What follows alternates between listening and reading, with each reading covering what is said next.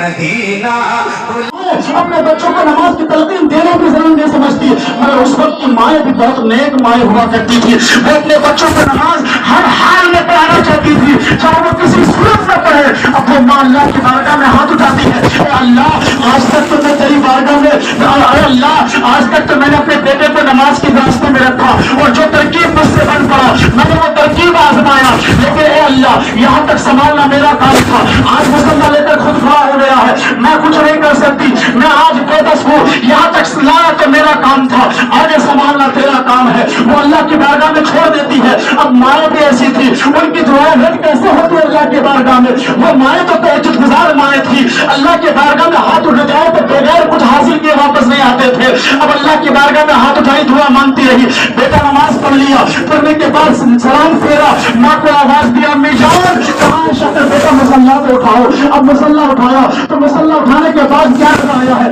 اللہ کی رحمت جوش میں آ گئی۔ رب تعالیٰ نے جبرائیل کو حکم دیا تھا، آج جبرائیل جاؤ، آج تک ایک ماں نے اپنے بیٹے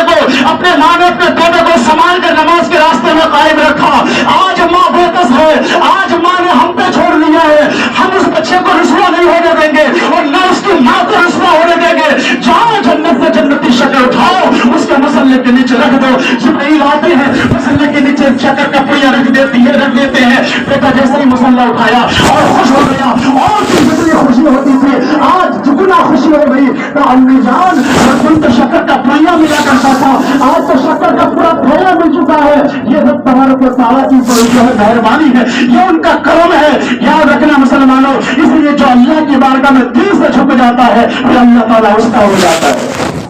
اب سڑکوں پہ دیکھو، ہم خود نماز نہیں پڑھتے، میرا بیٹا کیا نماز پڑھے گا؟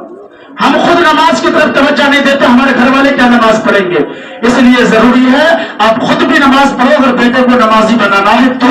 آپ چاہتے ہو میرا بیٹا بہت اچھا بن جائے، آپ بہت اچھے نہیں ہو،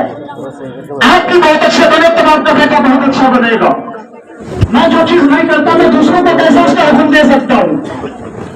بیٹا تو دیکھ رہا ہے نا، بچہ دیکھ رہا میرا بیٹا، میرا باپ گھر میں سو رہا ہوتا ہے اور مجھے اٹھا کر مسجد میں بھیج رہا ہوتا ہے، اب گھر کے ہمارے 2-4 دن تو آتا ہے، میرا من نہیں لگتا اس کا۔ آپ خود سے اٹھو، بچے کا ہاتھ پکڑے اٹھاؤ اور مسجد میں لے کے آؤ، بچے کی ہاتھ بن جائے گی۔ اللہ کی بارگاہ میں یہی دعا کروں گا کہ اللہ پاک جو ہے ہم سبھی مسلمان بھائیوں کو نیک عمل کی توفیق عطا فرمائے اور جو ہے ہمیں نمازوں کا پابند بنائے اور نیک صالح بننے کی توفیق عطا فرمائے۔ اس لیے کہ نماز پڑھو، اللہ تعالیٰ کسی بندے کو نہ سب کچھ دے دیتا ہے،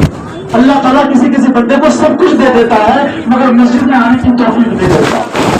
مسجد میں آنے کی توفیق میں مال و زر دیتا ہے، عزت و شہرت دیتا ہے، سب کچھ دے دیتا ہے مگر مسجد میں آنے کی توفیق نہیں دیتا ہے۔ ایک بندہ وہ ہوتا ہے جو بالکل تمام چیزوں سے فری ہوتا ہے، نہ اس کے پریوار کی ذمہ داری ہے، نہ گھر بار کی ذمہ داری ہے، انہیں سب کچھ کر دیا، بیٹے کمانے لگے، اب وہ فری ہو چکے ہیں، نماز پڑھنے کے علاوہ کوئی کام نہیں ہے، مسجد میں آتے 1 گھنٹہ پہلے آ جاتے ہیں، بیٹھ جاتے ہیں۔ اور ایک بندہ وہ ہے جو ٹھیلا ریڑھی لگایا ہوا ہوتا ہے، میں مثال دے رہا ہوں، ایک بندہ ہوتا ہے ریڑھی لگایا ہوا ہوتا ہے، وہ 2,500-3 ہزار کا مال اس میں رکھا رہتا ہے، نماز کا ٹائم ہوتا ہے، مجبور ہے کیا کرے، دکان میں نہیں کہہ سکتا جا کے آ جائے، ریڑھی لگا ہوا ہے، ریڑھی کو چھوڑ کے آئے گا، آج کل کے چھوڑ چکائے زمانے میں کیا بھی کیا ہو سکتا ہے، وہ مجبور ہے مگر کسی کو کہتا ہے میری ریڑھی تھوڑی دیکھ لینا، 10 منٹ کے لیے نماز پڑھ کے آؤں، وہ بھاگا مسجد میں آتا ہے، نماز پڑھتا ہے اور دماغ میں چھایا رہتا ہے میرا کاروبار کا سامان رکھا ہے، میری ریڑھی وہاں رکھی ہوئی ہے، 2-3 ہزار کا مال ہے، اگر آج بھی دے دیا تو میرے بچے گھومنے لے جائیں گے، وہ دورے آتا ہے